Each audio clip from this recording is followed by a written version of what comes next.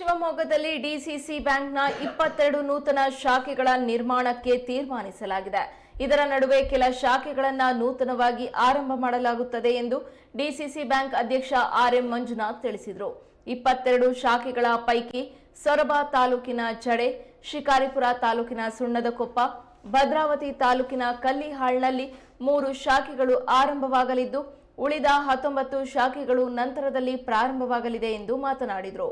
ಹೊಸ 3 ಶಾಖೆಗಳ ಆರಂಭದಿಂದ ಒಟ್ಟು ಶಾಖೆಗಳ ಸಂಖ್ಯೆ 31ಕ್ಕೆ ಏರಲಿದೆ ಎಂದು ತಿಳಿಸಿದರು.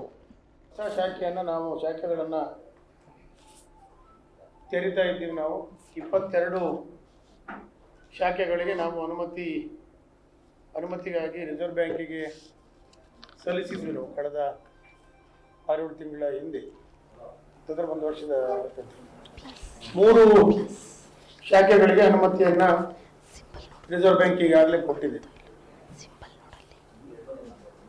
ಈಗ 6ನೇ ತಾರೀಕು ಸೊರಬ ತಾಲೂಕಿನ ಜಡೆಯ ಹೊಸ ಶಾಖೆಯನ್ನು ನಾವು ಅಧಿಕೃತವಾಗಿ ಪ್ರಾರಂಭ ಮಾಡ್ತಾ ಇದ್ವಿ. ನಾವು ಹಾಗೆ 12ನೇ ತಾರೀಕು ಶಿಕಾರಿಪುರ ತಾಲೂಕಿನ ಸುಣ್ಣದಕೊಪ್ಪ ಶಾಖೆಯನ್ನು ಪ್ರಾರಂಭ ಮಾಡ್ತಿದೆ.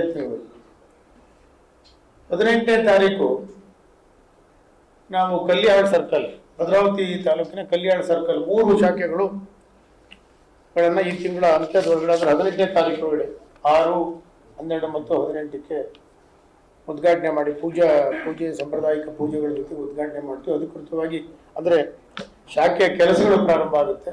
ಜನರಿಗೆ ಖಾತೆ ತೆರೆಯೋದಕ್ಕೆ, ಸಾಲ ಕೊಡೋದಕ್ಕೆ ಇವೆಲ್ಲವೂ ಕೂಡ ಪ್ರಾರಂಭ ಆಗುತ್ತೆ.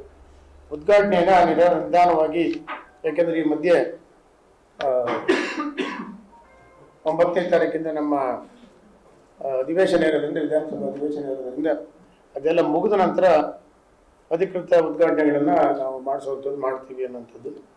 ಇನ್ನುಳಿದ 19 ಬ್ರಾಂಚ್ಗಳು, ಜಿಲ್ಲೆಯಲ್ಲಿ ಒಟ್ಟು 22 ಬ್ರಾಂಚಿಗೆ ನಾವು ಪ್ರಾರಂಭ ಮಾಡೋಕ್ಕೆ ಅನುಮತಿ ಕೇಳಿದ್ವಿ. ಈಗಿರೋ 28 ಬ್ರಾಂಚಿನ ಜೊತೆಗೆ 22 ಬ್ರಾಂಚ್ಗಳನ್ನ ಕೇಳಿದ್ವಿ. 50 ಬ್ರಾಂಚು ಮಾಡುವಂಥದ್ದು ನಮ್ಮ ಗುರಿ. 5 ವರ್ಷದ ಅವಧಿಯಲ್ಲಿ 50 ಬ್ರಾಂಚ್ ಮುಟ್ಟಬೇಕು ಅನ್ನುವಂಥದ್ದು. ಈ 3 ಪ್ರಾರಂಭ ಮಾಡಿ ಅಲ್ಲಿಗೆ 31ಕ್ಕೆ ನಾವು ತರ್ತೀವಿ. ಮತ್ತೆ ಈಗಾಗಲೇ ನಿಮಗೆ ನಾನು ಹೇಳಿದಾಗೆ, ಹಿಂದೆ ಈಗಾಗಲೇ ಮಾತಾಡಿದ 1,05,500 ರೈತರಿಗೆ 1,180 ಕೋಟಿಗಿಂತ ಹೆಚ್ಚು ಬೆಳೆ ಸಾಲವನ್ನು ಕೊಟ್ಟಿದ್ದೀವಿ ನಾವು ನಮ್ಮ ಜಿಲ್ಲೆಯಲ್ಲಿ. 1,05,500 ರೈತರಿಗೆ 1,180 ಕೋಟಿ ಸಾಲ ಕೊಟ್ಟಿದ್ದು. ನಮ್ಮ ಗುರಿ ಮಾರ್ಚ್ ಅಂತ್ಯಕ್ಕೆ 1,200 ರೈತರು, 1,20,000 ರೈತರು 1,200 ಕೋಟಿ ಮುಟ್ಟಬೇಕು ಅನ್ನುವಂಥದ್ದು. ನಿಮ್ಗೆ ಆಗಲೇ ಗೊತ್ತಿದೆ, ಇಡೀ 21 ಡಿಸಿಸಿ ಬ್ಯಾಂಕ್ ರಾಜ್ಯದಲ್ಲಿ ಶಿವಮೊಗ್ಗ ಡಿಸಿಸಿ ಬ್ಯಾಂಕ್ ಒಂದೇ. ನಬಾರ್ಡ್ ಪುನರ್ಧನ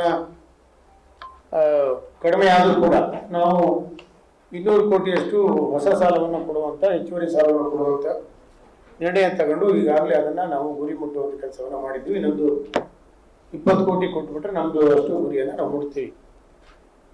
ಮೊನ್ನೆ ಸನ್ಮಾನ್ಯ ಮುಖ್ಯಮಂತ್ರಿ ಸಿದ್ದರಾಮಯ್ಯನವರು ನಮ್ಮ ಪರವಾಗಿ ಮೀಟಿಂಗ್ ಅನ್ನು ಕಳೆದ